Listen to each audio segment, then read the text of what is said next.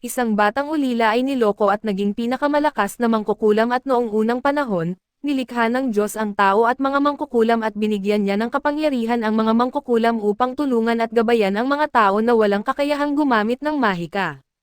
Masayang tinanggap ito ng mga mangkukulam at nangakong tutulungan ang tao sa ngalan ng pagkakaibigan subalit sa kasalukuyan, nagbago ang lahat at ang mga tao ay lumaban sa mga mangkukulam at nais silang ipagkalunok.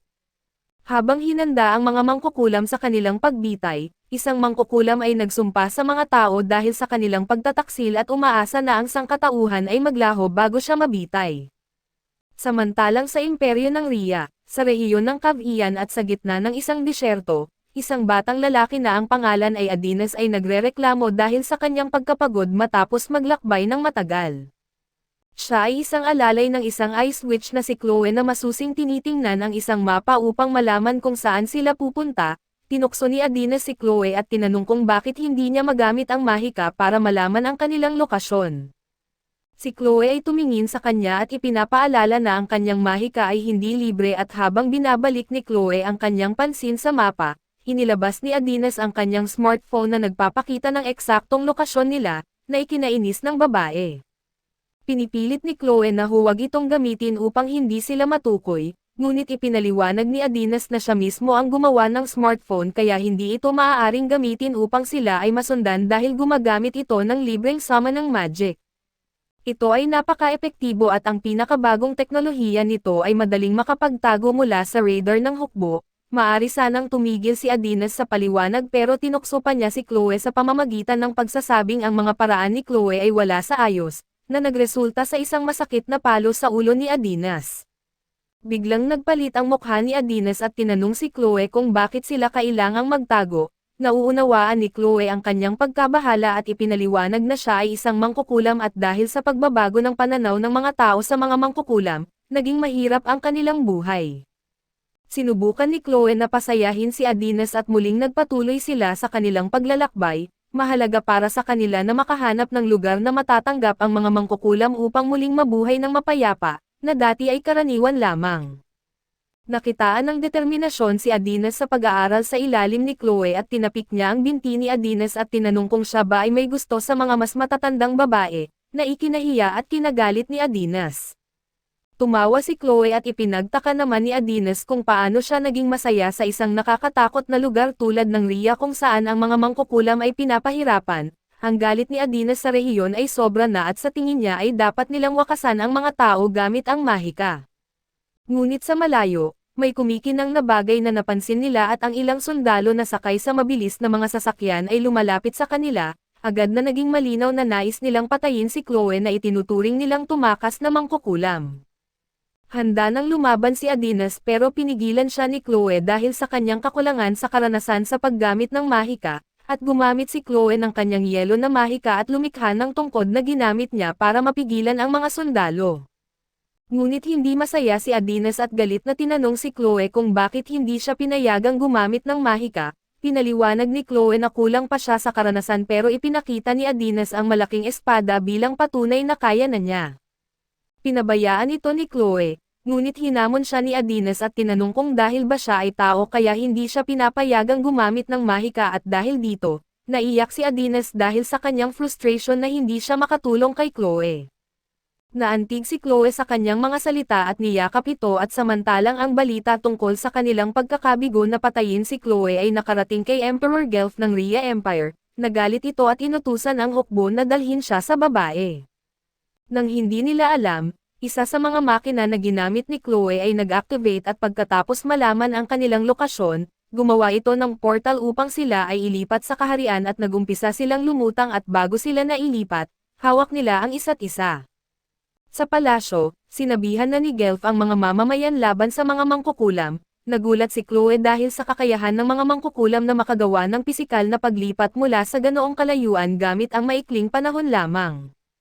Pinalakas ni Adinas ang loob ni Chloe at dito ay nalaman natin ang tunay na pangalan niya ay Chloe at makikita natin ang isang space station na lumulutang sa kalawakan, na nagpapatunay sa paglipat mula sa ibang dimensyon patungo sa Central Plaza ng kaharian. Lumabas ang view ng Central Capital Plaza, at sa harap ay may emperor na nagsasalita sa kanyang mga subjects at ipinagpatuloy niya sa pagkukwento kung paano sila niligtas at pinrotektahan ng mga mangkukulam at magician, mula sa lahat ng mga kalamidad o anumang panganib. Nagpahayag siya ng kanyang pasasalamat sa kanilang serbisyo, ngunit nagbago ang tono ng kanyang boses at naging seryoso ito. Ipinahayag niya kung gaano nila kagusto na sila at ang kanyang mga subjects ay kailangang sambahin ang mga mangkukulam, dahil dala na rin sa kanilang kapangyarihan sa mahika na iba sa kaalaman ng tao. Pagkatapos ay ipinahayag niya ang kanyang malaking armas ng mga airships at mga hot air balloons na nagprotekta sa kalangitan ng buong metropolis laban sa anumang uri ng atake. Mayroon din silang malalaking automatic trains na dumadaan sa buong metropolis at isang kasangkapan na lubos na makapangyarihan sa karunungan, at ito ang smartphone. Tunay siyang nasiyahan sa pagbabago na kanilang landas sa paggamit ng teknolohiya sa kanilang pang-araw-araw na buhay, ang tinatawag niyang teknolohiya ng gear at ang katotohanan na hindi na nila kailangang umasa sa mga mangkukulam para sa kanilang kaligtasan, proteksyon at pag-unlad. Pagkatapos, inihayag ng Emperor ang digmaan laban sa bawat mangkukulam at salamangkero upang patunayan na sila ang tunay na pinuno ng mundo at hindi ang mga mangkukulam. Agad na bumaba ang Emperor mula sa podium habang pinupuri siya ng kanyang kasama sa kanyang magandang talumpati. May lunti ang liwanag mula sa kalangitan na tumama sa lupa malapit sa podium kung saan nagsasalita ang Emperor. Ito ay malawak na bilog na lugar at makikita natin sina Adonis at Chloe na yumukod sa lugar kung saan may lunti ang liwanag. Tila inaasahan ng Emperor ang pagdating ni Chloe at tinawag ito sa pangalan at habang masaya ang Emperor, hindi masaya sina Chloe at Adonis na makita siya, pinapatakbo ni Adonis si Chloe habang ito ay may oras. Kinuha niya ang isang pluma subalit agad siyang napigilan ng mga opisyal ng Emperor, nagpumiglas siya upang makaligtas pero hindi siya nagtagumpay at sa puntong ito, nalaman natin na si Adonis ay alagad ni Chloe at siya ay tunay na tao habang si Chloe ay isang mangkukulam. Tumayo si Chloe at kinilala ang Emperor bilang hari ng mga tao. Nagbanta siya na pakawalan ang kanyang alagad kung nais niyang mabuhay ang kanyang mga tao at sa puntong ito, makikita nating may mga mana na nagtipon-tipon sa paligid niya at lumitaw ang isang malaking enerhiya na asol na bola sa tuktok ng kanyang tungkod sa kanyang likuran. Inamin ni Chloe na inalagaan niya ang buhay ng mga tao dahil sa awa, ngunit ngayon ay handa na siyang wasakin ang lahat ng kanilang minamahal at iniingatan sa mahabang panahon habang pinapalakas niya ang kanyang atake at inilunsad ito. Biglang nawasak ang asol na enerhiya at nawala. Nagagalit at may pag-alinlangan, tinitignan ni Chloe ang nangyari at sinabi sa kanya ng Emperor kung gaano siya katanga na maliitin ang kapangyarihan ng teknolohiya na kanilang nakuha, at lumitaw ang isang magic photon. Labis na natuwa ang audience sa pagkawala ng mahika ni Chloe, pinagtawanan at inaasar siya at sinubukan din ni Adonis ang kanyang mahika habang siya ay hawak, ngunit ito rin ay nawala kaya wala itong pakinabang. Lumapit ang Emperor kay Chloe, hinawakan ang kanyang damit at sinira ito at binigyan niya si Chloe ng malakas na sampal, na nagpabagsak sa kanya sa lupa at sinabing ang isang mangkukulam na hindi na makakagamit ng mahika ay isang simpleng babae na lang. Samantala, kinuha ng audience ang pagkakataong ito upang kumuha ng mga larawan sa kilabot na mangkukulam habang nagbibigay ng masasamang komento sa kanya. Nakawala si Adonis mula sa hawak ng mga gwardya ng Emperor, ngunit siya ay muling nahuli bago siya makalapit sa babae. Inutos ng Emperor sa kanyang mga gwardya na patayin si Adonis at sa puntong ito, yumukod si Chloe sa kanya at nakiusap siya na wag na idamay pa si Adonis sa kanyang kasalanan, anupat sinabi niya na inosente ito dahil tao siya. Binanggit niya na kinuha lang niya ito bilang alipin kahit labag sa kanyang kagustuhan. Patuloy siyang nagmamakaawa na huwag patayin si Adonis habang siya ay tahimik na umiiyak at sinubukan ulit ni Adonis ang kanyang mahika. Sinumpa ang lahat ng tao roon subalit hindi siya pinansin ng Emperor at itinaas ang isang baril papunta sa ulo ng babae. Nilapit niya ang kanyang ulo sa baril, handang tanggapin ang kanyang kapalaran at umiyak din si Adonis. Nagtataka kung bakit ganoon na lang ang naging kapalaran nila. Sinabi ni Chloe sa kanya na salamat sa lahat. Mayroong flashback kung saan kinuha niya si Adonis bilang isang batang gutom sa kalsada. Lumapit siya kay Adonis at inalok na tulungan ito na bumangon at tinanggap ni Adonis ang tulong. Ngunit bigla siyang nagising mula sa kanyang pagbabalik tanaw, nang marinig ang tunog ng baril na pumutok sa ulo ni Chloe mula sa isang lalaki na may suot na puting suit. Bumalik ang Emperor upang umalis at binaril si Chloe ng kanilang mga baril. Hindi na nakapagsalita si Adenas dahil sa sobrang gulat at ang mga tao ay nagmasid at kumukuha ng video habang nangyayari ito at sa galit. Sumigaw si Adenas na itigil ito at naalala niya ang lahat ng kanilang pinagdaanan na magkasama at kung gaano siya kasaya. Pinanood niya si Chloe na bumagsak sa lupa habang umiiyak, nagdiwang ang mga tao para sa lalaki na may puting damit habang ito ay nakatayo sa harapan nila. Nagmukhang tagumpay ang kanyang gwardya nang lapitan si Chloe at putulin ang kanyang ulo gamit ang isang palakol. Kinuha ng Emperor ang ulo ni Chloe at itinaas ito sa harap ng mga tao habang sila'y nagdiriwang, at umiiyak si Adenas ng walang tigil at 10 taon ang lumipas sa isang kampo ng bilangguan sa imperyo ng Rhea. Ang mga bata ay nakakadena.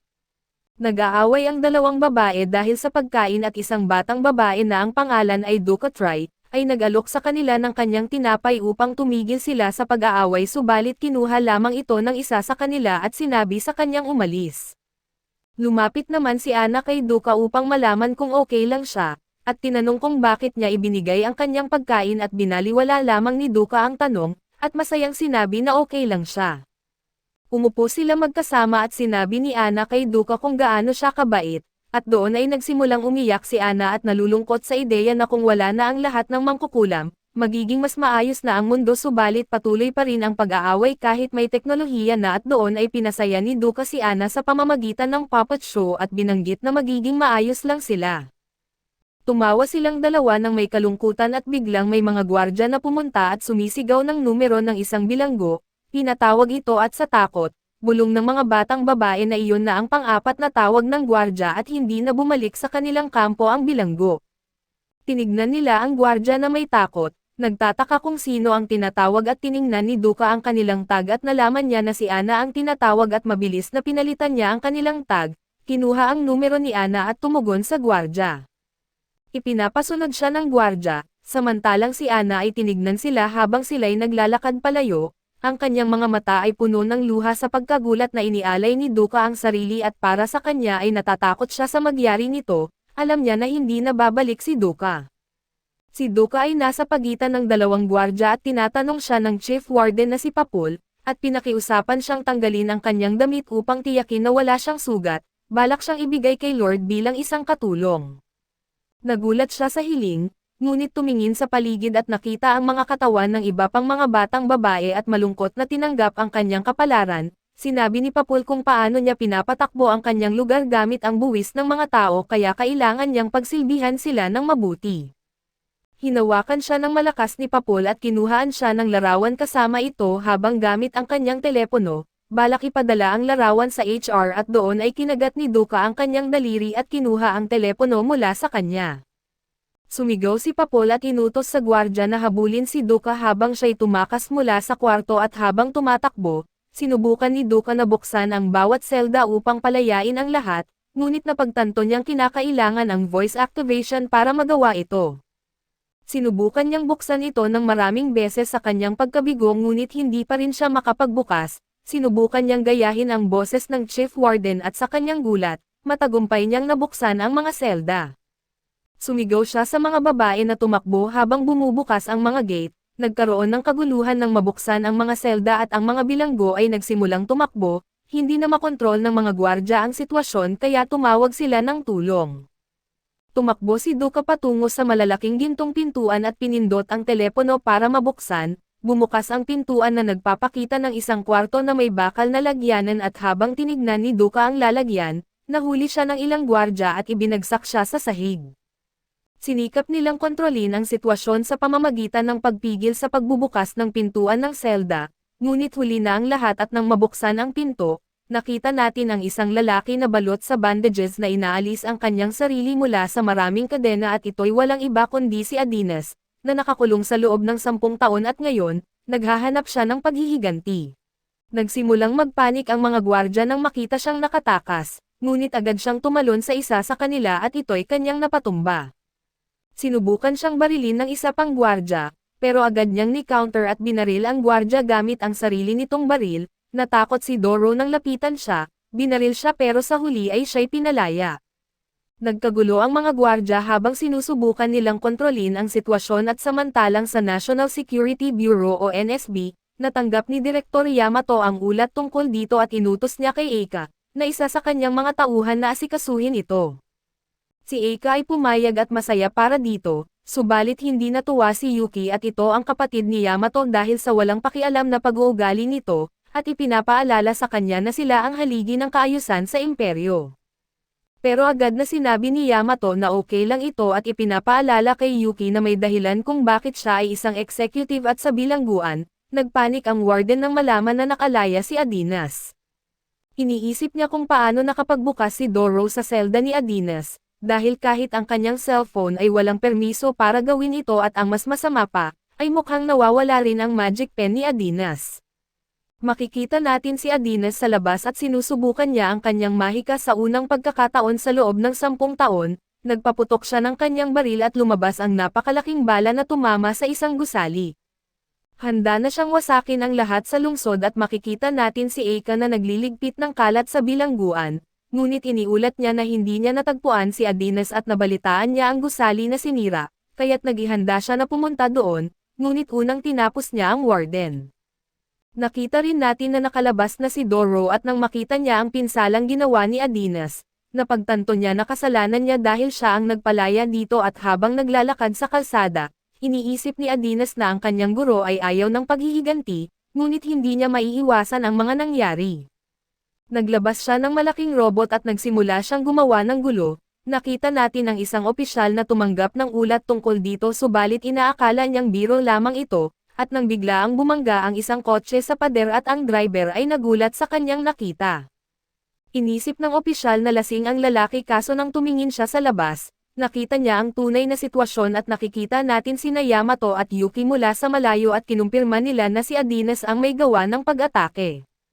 Sa tingin ni Yam, maaari nilang gamitin ang kanilang magic suppression device upang mapigilan siya, kaso pinaalalahanan siya na hindi ito ginamit sa loob ng 10 taon kaya hindi sila sigurado kung gumagana pa ito ng maayos. Idineklara ang isang state of emergency at makikita natin ang mga tangke na inilalabas, binanatan nila ang robot pero mukhang palaging palpak ang kanilang mga pag-atake, gumanti si Adinas sa pamamagitan ng pagsira sa isang gusali at pagbato ng mga debris sa kanyang mga kalaban. Natuklasan natin na para sa isang tao na gumamit ng mahika, ang estilo ng pagsusulat upang lumikha ng mahika ang tanging paraan, ito'y gumagana sa pamamagitan ng pag-unawa at pagsasaayos sa mekanismo ng mahika at kahit nakakulong siya, napag-aralan niya ito sa kanyang isip kaya wala itong epekto na siya'y nakakulong ng 10 taon. Iniisip niya na ang lahat ng mamamayan na naging dahilan ng kamatayan ng kanyang guro ay dapat mananagot din, kaya balak niyang wasakin ang buong bansa at naglabas siya ng 2 Gatling guns at sinimulan niyang barilin ang lahat. Pero kahit ginagawa na niya ang paghihiganti, pakiramdam niya ay may kulang pa rin at nagsimula siyang umiyak at nakita niya si Adinas sa kamay ng malaking robot, at doon ay inilabas ng NSB ang kanilang mga jet. Pinaputukan siya ng mga missile at nakikita natin ang mga sibilyan na nadadamay sa gulo, malapit nang bumagsak ang isang malaking gusali sa isang bata ngunit nailigtas siya ni Doro sa huling sandali, humingi siya ng paumanhin sa lahat ng nangyari ngunit ipinangako niyang aayusin niya ang lahat. Samantalang sa palasyo, makikita natin ang emperador sa kanyang kama at natuklasan natin na siya ay may malalang sakit na hindi na magagamot, napagtanto niya kung ito ba ay sumpa mula sa Diyos pero hindi siya nagsisisi sa kanyang ginawa, iniisip niyang ang pagpatay sa mga mangkukulam ay kinakailangan para sa kabutihan ng sangkatauhan. Makikita natin si Adinas na nakikipaglaban sa mga sundalo sa kalupaan, kaso masyadong malakas ang kanyang mahika at naubos niya silang lahat at handa na siyang tapusin ang huling sundalo, kaso bigla siyang pinigilan ni Doro at hinihiling sa kanya na tigilan na ito at sabay sabing ayaw na niyang makakita pa ng iba pang inosenteng tao na namamatay. Ngunit lalo lamang itong nagalit, at binanggit niya kung bakit pinatawad niya si Doro dahil sa rason na ito ay galing din sa ibang bansa at iniisip niyang dapat lang niyang wasakin ang lahat. Sinabi ni Doro sa kanya na hindi nais ng kanyang guro na makita siya sa ganitong kalagayan, ngunit ipinahiwatig niya kay Doro na huwag banggitin ang pangalan ng kanyang guro. Iniisip ni Adinas kung ginagamit lamang si Doro ng mga tao upang siya ay ma-distract dahil alam niyang madalas silang magkaroon ng maruming labanan, pero inamin ni Doro na siya ay isang mangkukulam din. Di makapaniwala si Adinas na may natitira pang mangkukulam, ngunit siniguro ni Doro na totoo ito at may ilan sa kanila ang nakaligtas. Tinanong ni Adinas kung bakit hindi sila tumulong para iligtas ang kanyang guro, ngunit sinabi ni Doro na sila rin ay desperado rin na makatakas.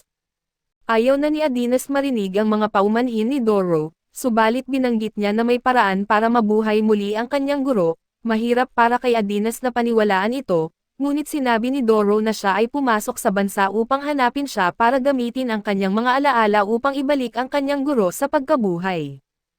Handa na si Adinas na tapusin si Doro kaso sa pagtingin niya sa mukha nito, naalala niya ang kanyang guro at umiiyak si Adinas at sinabi ni Doro na hindi na siya nag-iisa, kaso lang bigla siyang binaril at hindi makapaniwala si Eka na siya'y pumalpak at hindi tinamaan si Adinas. Kaso lang dito nagtatapos ang ating recap, maraming salamat sa inyong panonood hanggang sa muli.